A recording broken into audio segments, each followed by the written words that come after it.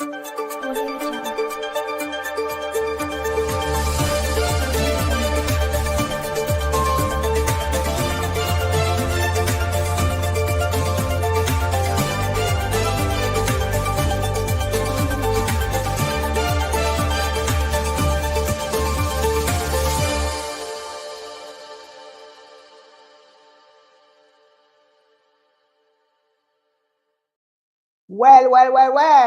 Good afternoon, good morning, good evening to all of you, depending from where you are tuning in. You are welcome. Welcome to all ambassadors, to all beautiful queens and kings of the Most High God. Welcome to another edition with Mamlakak Broadcast Network, a platform where we contrast the worldly fact with the kingdom, the original truth. And I am your host for today, Ambassador Veronique Lawson, coming to you live from our local studio right here in the Dallas area, Texas. So today we have an exciting show for you. And we have all the way our guest from Abu Dhabi, Ambassador Roma Swan Poel, who is going to talk on action step for autism. I know that many people all around the globe are suffering for this disorder.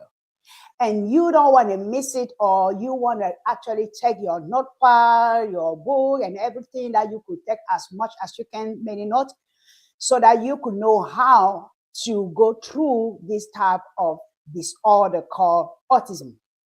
But prior to me to give the floor to our lovely guest, I would like again to introduce her from her short biography. Who is Roma Swan Poel? Roma is a passionate, God-driven advocate of human potential and purpose. She is the author of the book, I Cracked the Autism Code. She has lived with autism her life and eventually cracked the mystery of autism in order to live up to her full potential. Through writing, Roma intends to create a worldwide awareness and understanding people on the spectrum. Roma has a bachelor degree with honors in psychology. She is an avid fitness enthusiast who spent a lot of her time studying self-development courses. She studied self-development courses, and she has a cat named Espresso, who she claims have more friends than her. Wow. Roma was born and raised in Klerksdorp, South Africa, where her love for trail race started. She now resides in Abu Dhabi, where she works as a fitness professional. Without further ado, please, Roma, the floor is yours. Welcome. And thank you again. Hi, thank you for having me again today. It's lovely to be on your show, and I know this is the last show of the season, so I'm honored to be part of it. So we've spoken on the previous two shows about my book on autism. It's called I Cracked the Autism Code, What We Didn't Know About Autism and ADHD That Changes Everything. So the first time we spoke of what this mystery is, and I explained that it is the inability to multitask with conscious tasks.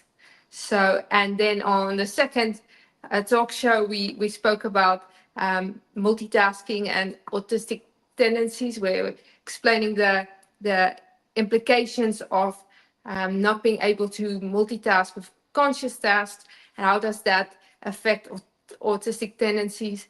And then now today we're talking about the action steps, how to help people with autism navigate the challenges that they have better. So when it comes to social interaction, that's a big one for people on the spectrum. We are very much have challenges with social interaction. On the previous shows, I explained a bit why, and that is just because we do not read the face and hear the words, for example, at the same time. Those are conscious tasks. So when it with something like sarcasm, so to help someone on the spectrum understand sarcasm better, you could tell them that people who don't have autism, they can actually say one thing with their words and say something different with their voice tone or their facial expression, and they're able to get that all at the same time. So it helps them to understand what people with who doesn't have autism can do, because remember, we will not be aware of what we can and what we can't do unless someone makes us aware, and we are not aware of what you can do. We wouldn't know that you can read the face, hear the words, hear the voice tone, see the body language all at the same time. We can only do one of those things, so we switch constantly. So yeah, with sarcasm, it helps to understand. It helped me to understand that, okay, I was missing people's voice tone, and I took their words literally because that's all I heard. So it helped me to understand, oh, they can do two things. So now when people speak, I would listen to the words, and then I would, when they stop, I will remember the voice tone, which is automatic. It's like remembering a song.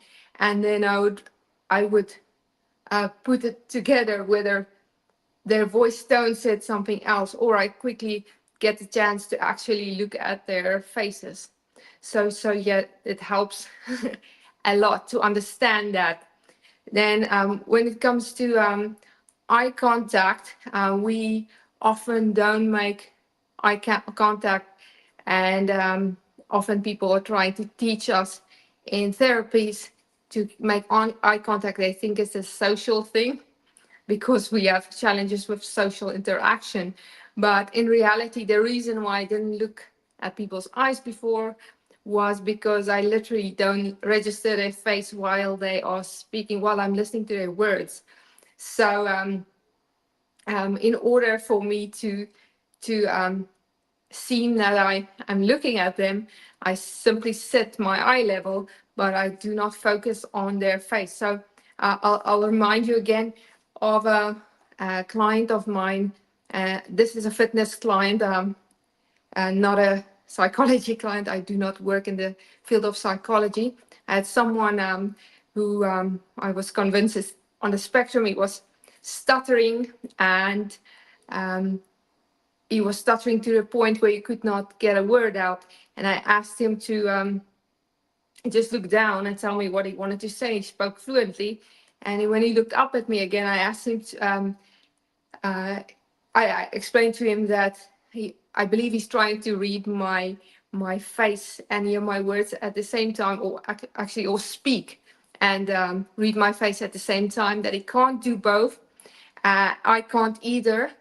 And I recommended that he from now on, when he speaks or when he listens, to forget about the face completely, and then once he stops talking or the person he's listening to, he can look as much at the face as he wants to. So just keeping the eye level, just for the sake of that people know that you're listening to them, because we really are. It's easier to look down and listen when you to not be distracted, with the face. So that would be the natural thing to do, is to look down while we're listening to you. But now I know I can put my eye level out, forget about your face, and just hear your words.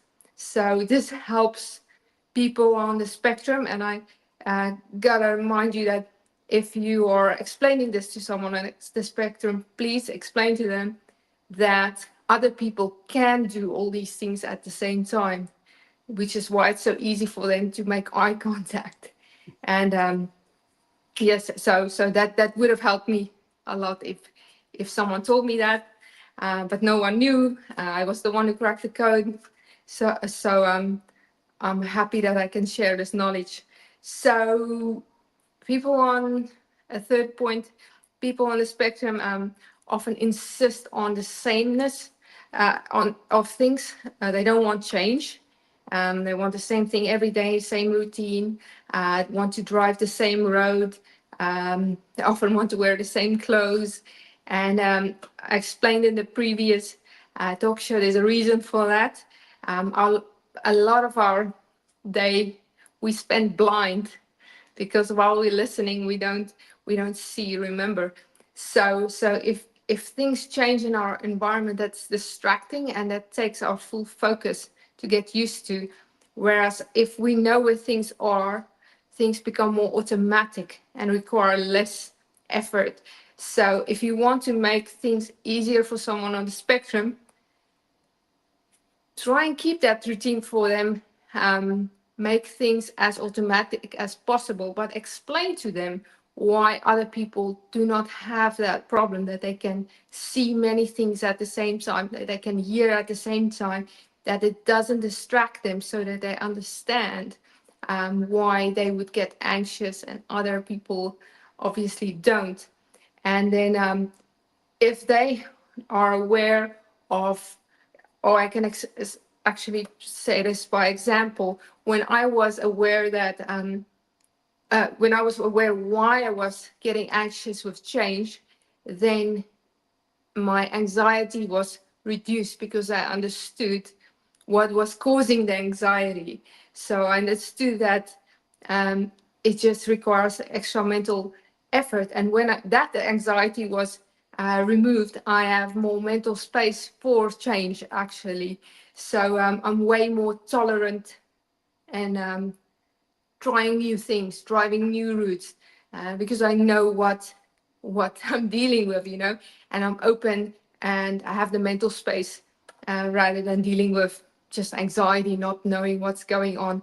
So definitely explain to people on the spectrum what others can do, and then also respect and help them make things automatic for them. If you were having someone in your house that was blind, you would certainly not want to let them learn how to, jump over new obstacles that they don't see. You would try and make things easier for them, so that they could spend the quality time they have, or the time they have, mental space on things that really matter, so yeah, that would definitely help people if you do that. So the same goes with, we often have restricted interest. We get interested in one topic and we just stick with it. And again, as explained on the previous talk show, it's easy to become focused on one thing, because it's we do not have to think of many things and switch our pattern of thinking. I mean, someone like Einstein, who people, professionals strongly believe was on the spectrum. He was very focused. So there's a superpower in that.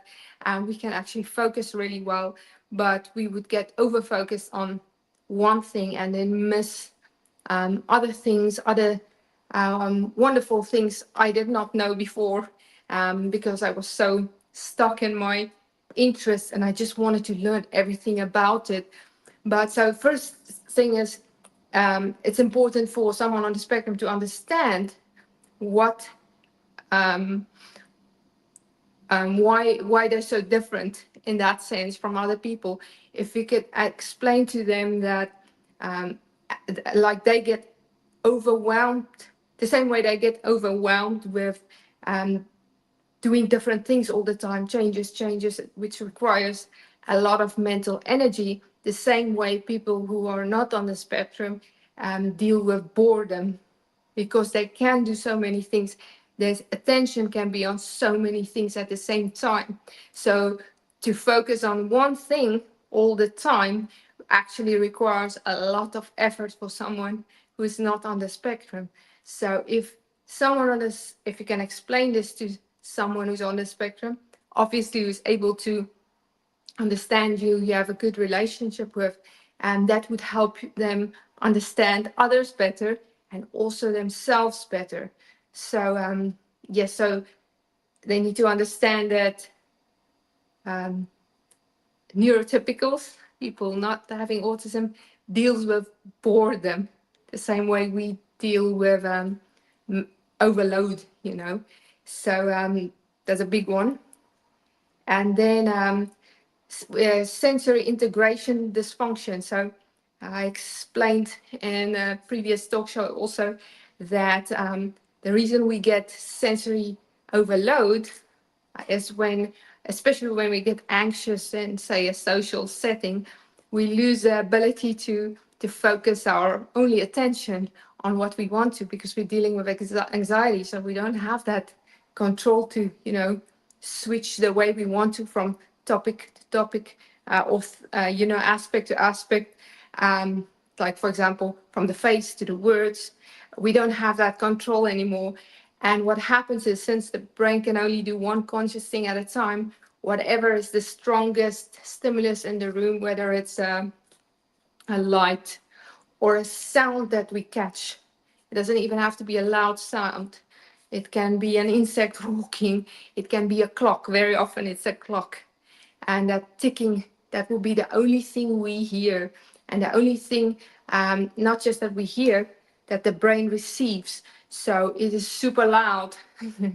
It's louder than me smashing two what's it, cymbals in your ears. So you would also have grabbed your ears. So so today, like I said, I'm explaining the action steps, how to help people on the spectrum, or just ideas, things that help me. So I explained before that I discovered that, or I thought that, since I can only do one thing at a time, either hear or see or smell, that means I don't have to get sensory overload very often, or, you know, most of the time that doesn't happen at all. So because I can switch my attention. So if there's a vacuum, which is very, very, it depends on the, depending on the pitch, it can be very sharp in the ear. It's pretty much like blowing a whistle in a dog's ear. So so I can, if I can switch my attention to a song, then I cannot hear the vacuum anymore, because I cannot focus on two things. So if you can explain to someone on the spectrum, of course, who's able to understand you, sometimes keep in mind, you would know, not everyone on the spectrum, this is why it's called a spectrum, we deal with the same challenges, but we to different degrees. So sometimes people on the spectrum are not necessarily able to very often they are able to understand you 100%, sometimes not, because some people on the spectrum can be disabled even. Then in this case, this knowledge would mostly help you understand them better and help them where you can, and not so much, you know, giving them the information to act, you know, and in a way that may help them more in social life. So yeah, so sensory integration dysfunction helps to help people who can understand you well, as you can teach them that, tell them that they can only, and they can test this, if they can only hear or smell one thing, they can't do that two at the same time. So they can start testing by changing their attention. So I like doing that with songs. I'd switch my attention to a song. For them, it may be something else. So they may need to play around with it. Um, it may be looking at a portrait that they love and focusing their full attention on it. I just think a song is usually more catchy.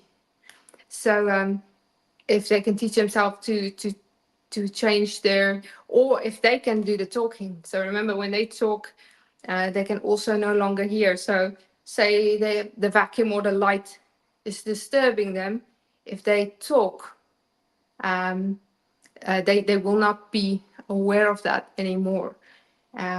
Keep in mind that while if someone is already in a state of anxiety where they are already overloaded, they're not going to receive this knowledge from you at that moment because they're dealing with the light or the sound, so they can't hear you. So keep in mind that you're not going to teach them on the spot. You're gonna tell them this when they're calm and when they can actually understand you well. So repetitive behavior and stimming. So often you'd find people on the spectrum, what we do is we'd rock back and forward, or we play with our hands, do the same movement the whole time, or we tap with something, say on the leg over and over again. And I explained also on the other talk show why. This is because I remember we can only do one thing at a time. So if I want to distract myself from something that makes me anxious while I'm doing this, I can either hear it or feel it. I cannot hear and feel it at the same time, but I can also not be aware of whatever's bothering me at the same time. So it's a 100% distraction of the environment. But keep in mind, we would not be socially aware of our environment at that stage, and we may be treated differently or seen differently. So as someone on the spectrum, it would have helped me if someone made me aware that doing something in public that attracts attention would obviously not help me socially. I figured that out, but that just caused me more anxiety because I did not know how to, prevent it. Why am I doing this? So just because we're doing something like a stimming movement, a repetitive movement, doesn't mean we know why we're doing it. So it will help if you tell someone on the spectrum, if you want them to be able to control, their repetitive movements, say in public, you can explain to them, you understand why they're doing it, because it serves as a distraction. And remember, we have to keep on doing it because we have to keep on being distracted. Otherwise, we'll just deal with anxiety again. So if they understand what it is, if they understand that it attracts attention, that might not help them socially. And I'm not pro changing people on the spectrum. I don't feel like we have to, change who we are. But the world we're living in is not necessarily, built for the way we behave. So it helps us understanding others better. So this is why I'm saying it. Keep in mind that I myself am on the spectrum. So if I'm saying, if I'm giving ideas to change behavior, it is not to change people, but to help people. I'm offering ideas. So yes, so for me, I will always do a stimming movement when I'm anxious in an environment. That will never go away, but I can control what I do. So I do something that's less obvious. If people are not looking at my fingers, I can do this, for example. It's less obvious, or if my hand is even covered, or this is funny, but I actually move my tongue in my mouth, but you can't hear it or see it. I move it around, but you won't be aware of it. But yeah, so I'm making it less obvious, but it is a distraction. It does calm us down. So I have had a case where someone told me their 3-year-old is hitting their head again repetitively against the wall when the baby sister is crying. And obviously this is a problem because the 3-year-old on the spectrum is hurting himself. And of course the parents are, you know, very, very worried what is going on. This is not, you know, this is self-harming behavior. But if they can understand why we do it, why someone would do that, if I were to try to distract myself that way, and not that I do, but we either only feeling, obviously in that case, I'm not going to be wanting to feel the head. I'm going to either hear it, probably to not be able to hear the sound that's hurting my ears, the baby noise. So I won't be aware of the pain it's causing me. I just want to kill that sound. Or that's what the baby is, or 3-year-old is trying to do. So they are not crazy then at all. They are simply trying to distract themselves, and they are not feeling at that time that they are hurting themselves. So I can tell you that when I'm doing, say, a dermapen facial,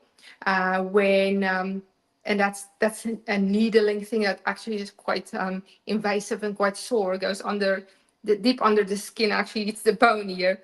So my dermatologist knows this about me. So she get me to talk. She asked me a question because while I'm talking, I can't feel. So it can literally be hurting me. And while I'm talking, I am not aware of it. Unless you hit me with something hard that's distracting, and then I switch to that. But yeah, I won't be able to feel pain while I'm talking. So I'm not implying that we can't feel pain.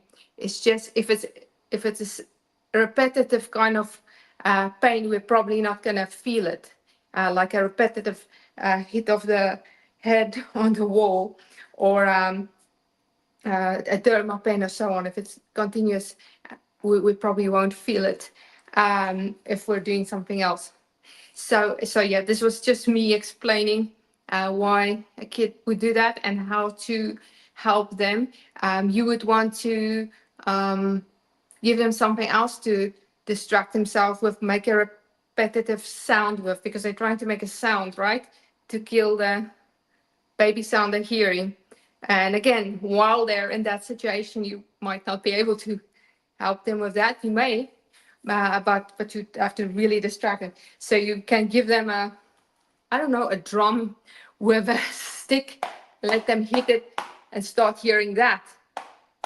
And at least they will not need to hear themselves hitting their head. So that's a better alternative. So definitely will help. And so the wider understanding of things. So people on the spectrum, we often don't get the bigger idea of, say, a conversation or a situation. And as also explained in the previous talk show, we might only be hearing one thing but not thinking at the same time from other points of view, how this is affecting someone. So when someone says something, for example, we may not in that moment think what state they are in at the moment, where they're coming from, were they rushed, were they coming from a funeral. We may not put everything together. And a way to help someone on the spectrum is to explain to them, first of all, that other people can understand many things at the same time. This is not easy to hear. It was not easy to hear for me. But if you can teach them to ask why. So if someone would tell me something about their day, or about their feelings, I would not necessarily have understood why they were feeling a certain way. If they tell me they're sad about their friend leaving, something as simple as that, I would have needed to learn how to ask why. Why are you sad that your friend is leaving? And then they would tell me because they love spending time with their friend. And then I would again need to ask, why do you like spending time with your friend?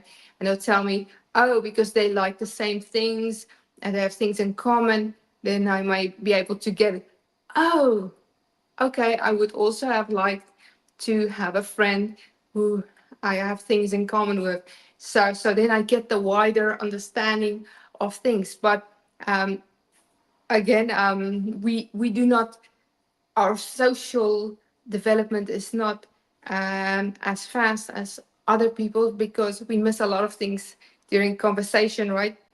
Because we miss the voice tone, we miss, you know, the just social language in general is difficult because okay, sorry I said this, but yeah, imagine missing the facial expression, missing what's in the surrounding while someone is saying something, missing the body language. So our social development is quite slow unless someone understands it like the way I'm explaining it now, why we're missing it, and we can actually catch up socially. I was a very, very different person about 6 years ago before I understood this. I was very intelligent, always on a school, on a, let's say, IQ logical level. But in terms of social understanding people, I was definitely very much behind. It can be on the social level of a 6-year-old some days, depending on the situation, of being more on the social level of a 9-year-old, but anything between 5 and 9, because I did not have the social experience. I did not have the opportunity to develop my social understanding. So without asking why, we won't get it. So the more I understood this, the more I could understand why. There are only so many situations in life. It's actually surprising that social language is not that hard, I can say, as someone on the spectrum who's learned it over the past years. I mean, if you think of it, children, how long does it take them to learn it? They learn it quite quick in a few years. When they're teenagers, especially, it doesn't take that long to get all the basic or the main things that upset people, main things. So it doesn't take as long, but as long as you know what you're dealing with and how to learn it. So they need to ask why. The more they ask why, the more they will understand people and be able to relate. Because the only reason we don't relate is because we have not had the experiences that other people had, because we did not have the opportunity. So very important. So that would explain the 8th point I was going to mention here too. Empathy too. The reason why we often don't have empathy would be because we don't have that social experience. So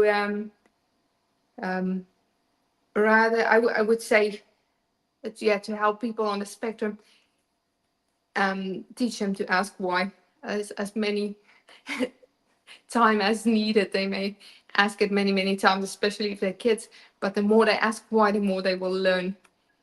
So very important. And then one more point, the selective mutism was one of the last points I added to the book last minute. And so some people on the spectrum, they choose to not talk. So they call selective mutism because they're actually, their language development is fine and they're physically able to talk. They choose not to. I explained why we would, I think I did not get to that last time. why we would not want to talk, and that is because while I'm talking, can't see, right?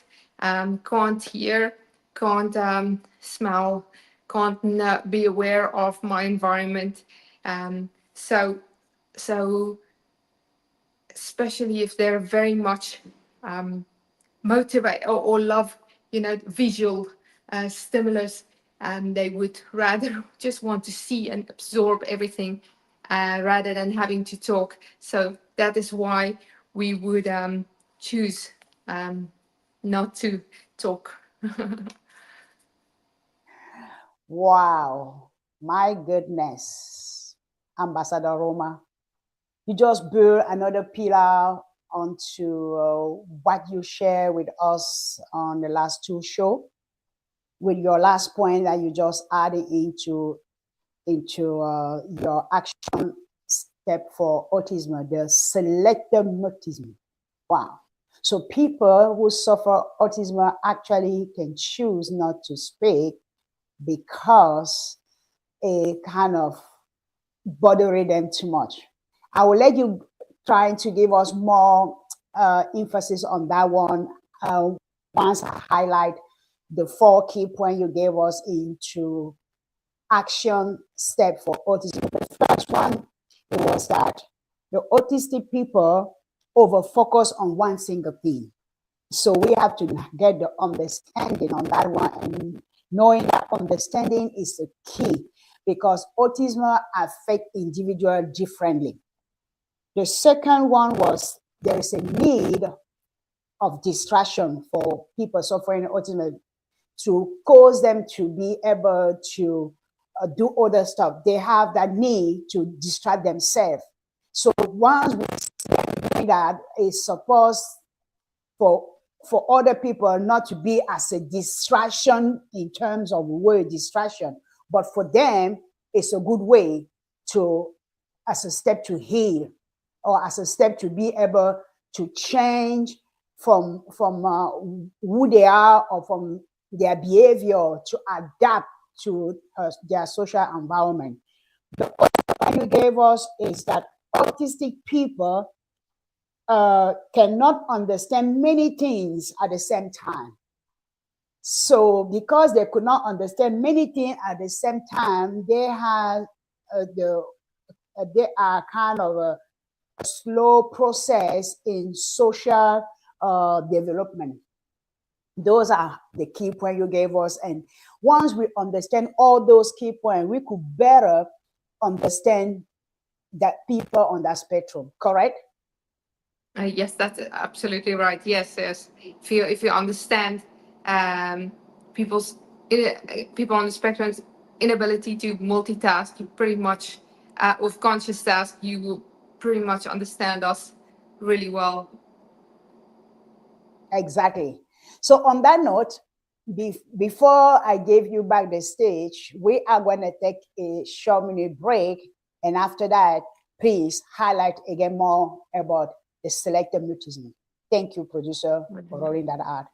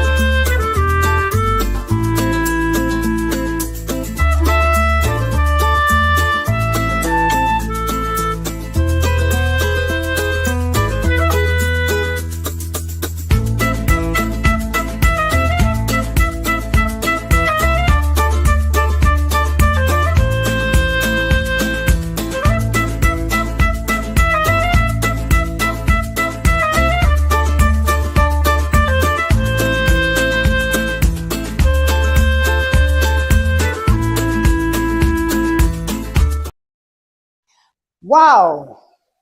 Thank you, producer, for that. That's so beautiful. I was kind of dancing on that tune.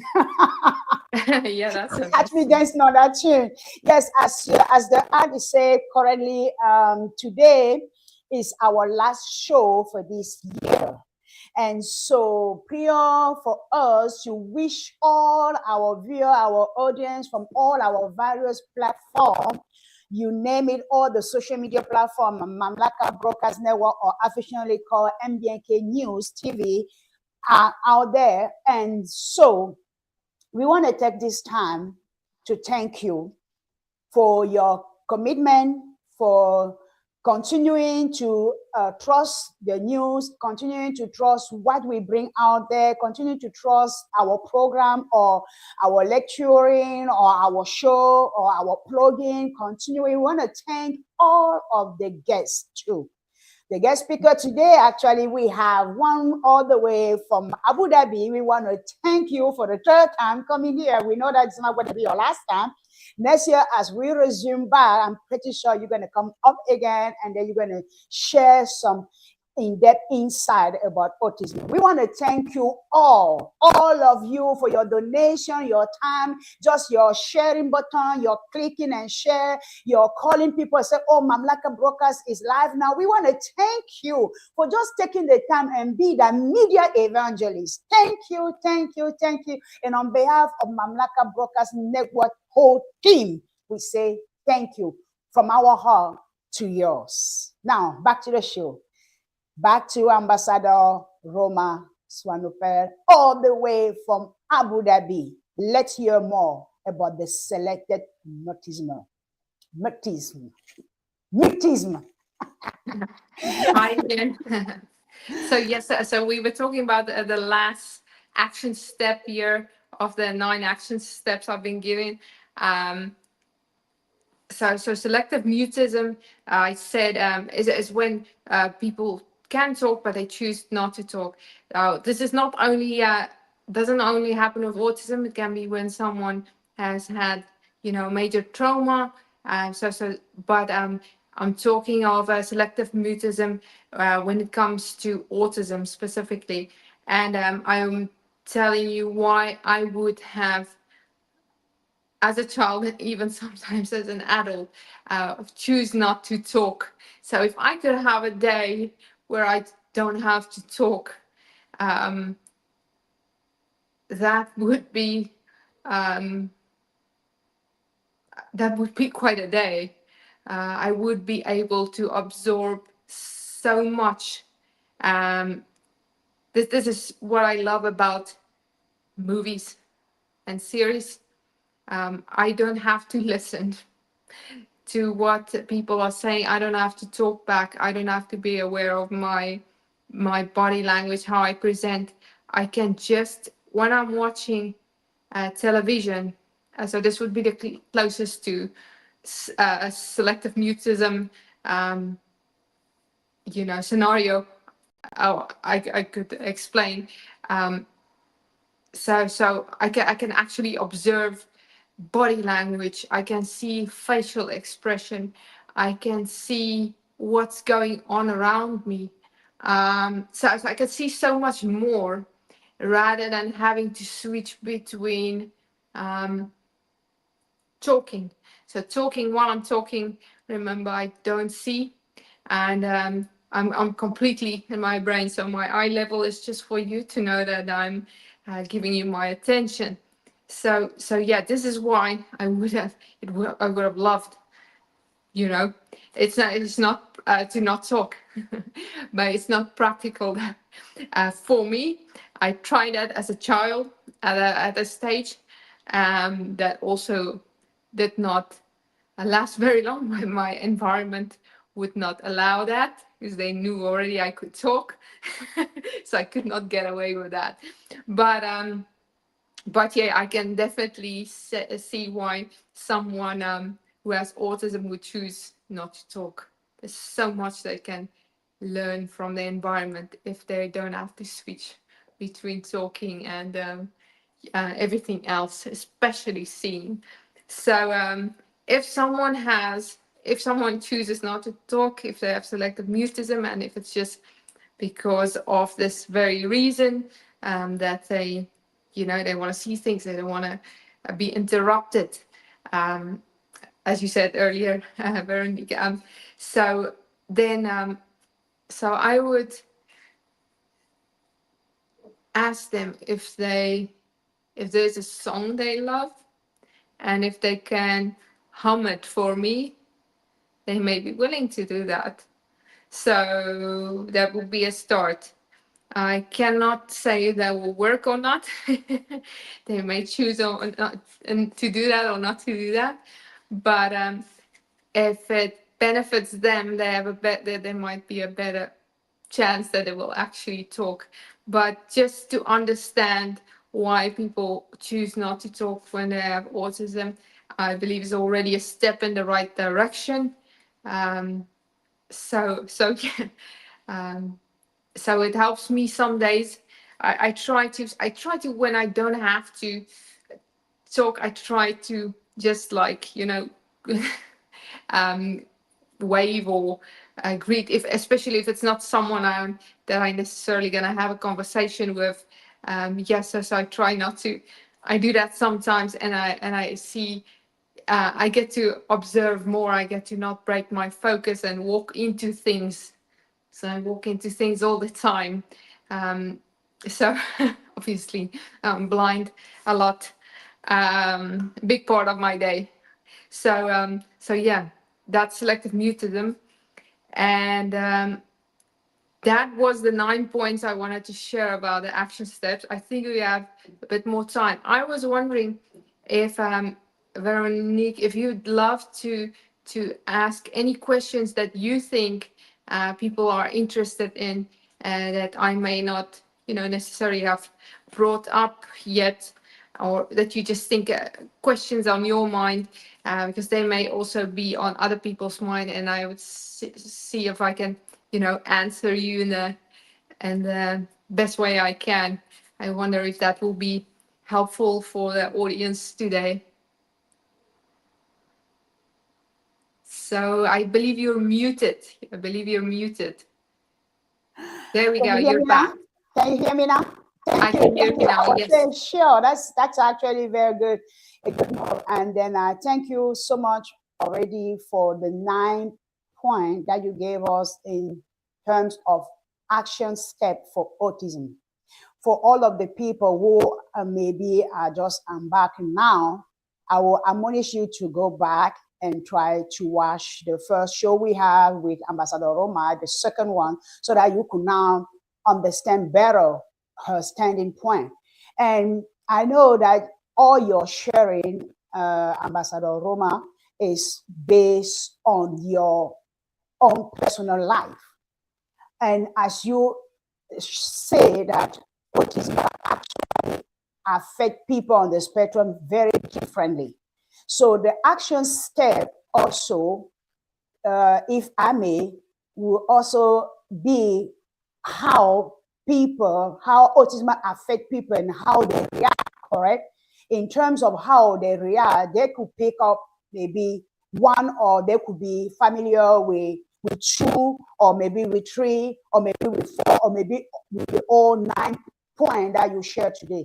Just say if it will be a particular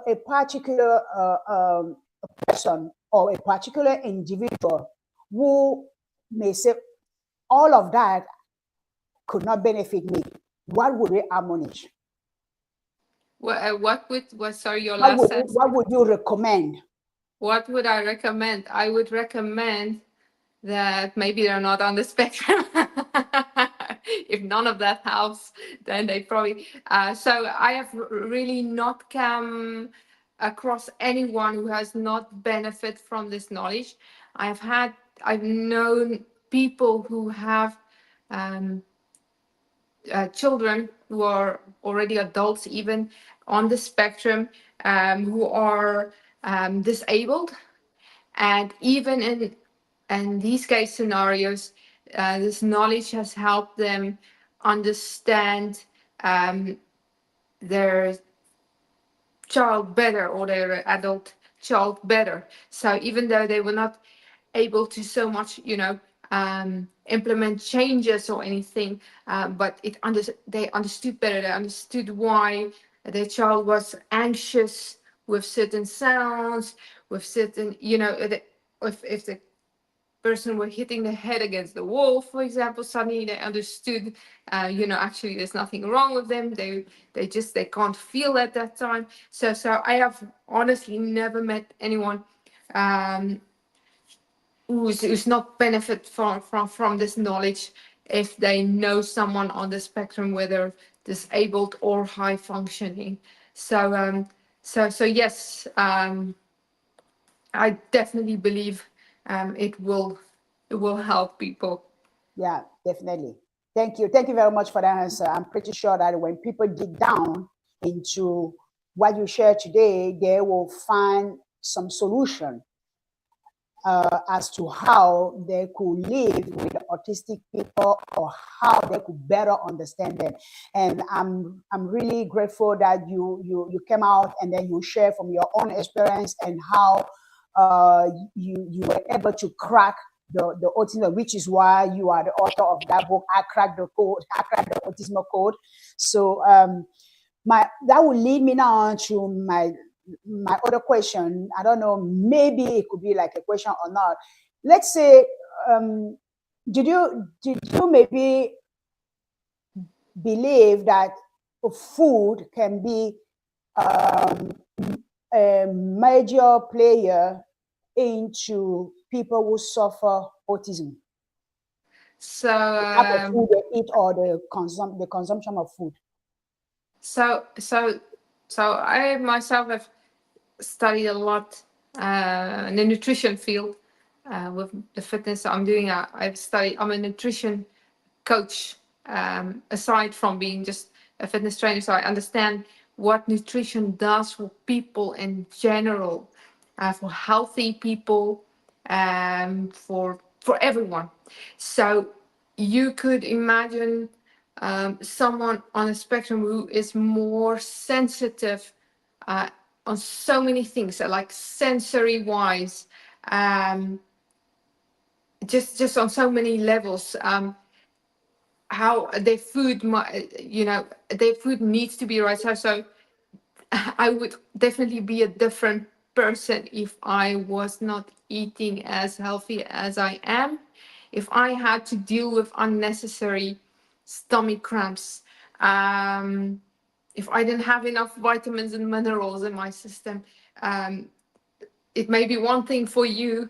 It may be harder for me, because I'm already dealing with a lot. So no, I have not studied autism and nutrition, but I can tell you my common sense would tell you, yes, if it affects people who don't have autism, it will affect us even more. So definitely very important to eat healthy, get the vitamins and minerals you need, get the omegas you need for the brain, cut out the unnecessary, things that would bother you, your system, or would lower your immune system. So yeah, absolutely, definitely say that plays a major role.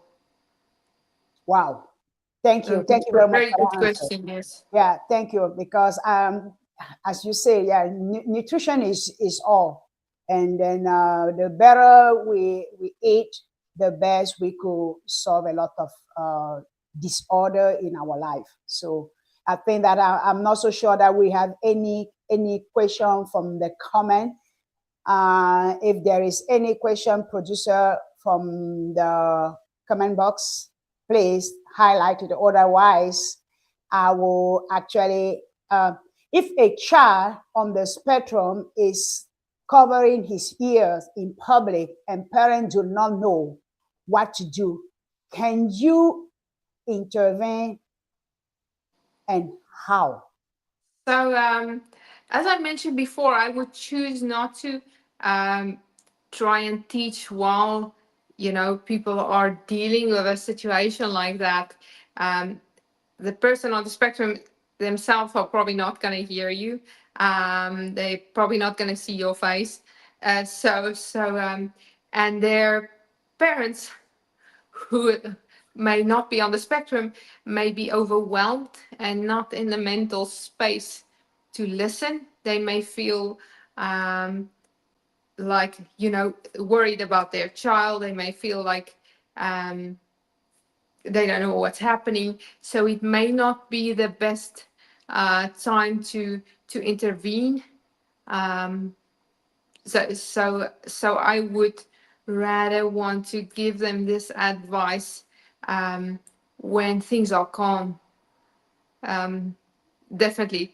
I mean, you can try, but that probably not be the time for it. Even the parents, like I say, might not be able to hear you at that time, not because they can't physically hear you, but just because they're so overwhelmed and dealing with a lot. If I hope that answers the question. I'd rather recommend to them that you learned a lot from someone on the spectrum about this kind of situations. You learned why the child would cover their ear from someone on the spectrum who's not doing that anymore. And if they would also like to know about it, you can recommend to them the book, or if they don't have time to actually read, they could listen to the audiobook. It's not very long, it's not very thick, very simple language, very easy to understand for anyone. So yeah, that's what I would recommend. But very importantly, tell them that it's coming from someone who's on the spectrum and who's very high functioning.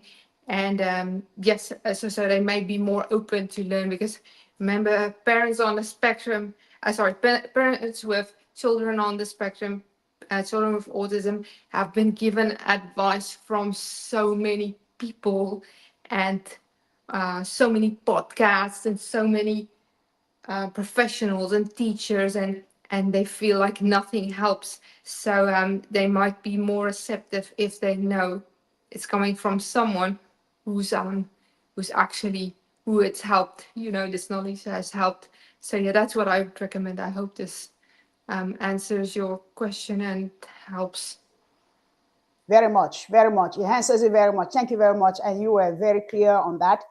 And I like also the fact that you are that, yeah, many parents, usually they may have listened to hours and hours of podcasting, or even having some people to help. But once they hear from someone who is dealing, or who have dealt with that one in a high level, and see how now you operate, then they will actually say, yeah, that's the way to go, because you walk us through and you gave us a simple step, which sometimes some of the podcaster or people out there may not even necessarily give to you, and they will take all your money and then your child will be still suffering, or you yourself will be still suffering.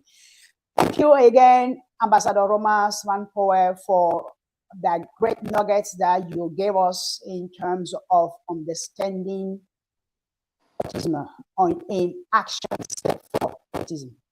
Do you have any final remark before we wrap today up our final show for the year?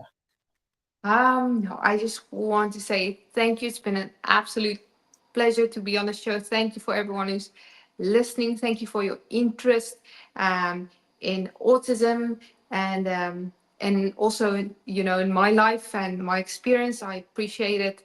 And yes, God bless, and see you next year then. Yes, definitely. Before we go out again, we are going to put in the comment box, your the title of your book, I Cracked the Autism Code, and then people could find that one on Amazon. And as you say, you hear it from the author today, she also have the audio book. If you don't want to read, you could just play it. You could just have it listen to your child, or play it as a parent, and so that you could walk through the process. Thank you again. Thank you for all of you who are tuning today, or who are going to tune in after we are off live. This show will be found in all our various social platforms, and you could go in, you could find the first time, the second, the third time that she came in and gave us all the information on autism, because we want to help people out. We want to help you grow. We want to help you heal. Again, it's my privilege and it's my honor to host this last show. And I'm so excited also for the break, for our holiday season break. So please, producer, if you could again just showcase that one before we wave out together. And as we wave out, Ambassador Roma, we wave out as a queen. We say bye bye. Thank you, thank you, thank you for tuning in. And this is our last show, and we will resume again in January 13. Looking forward to see you there. Sound and safe and happy holidays.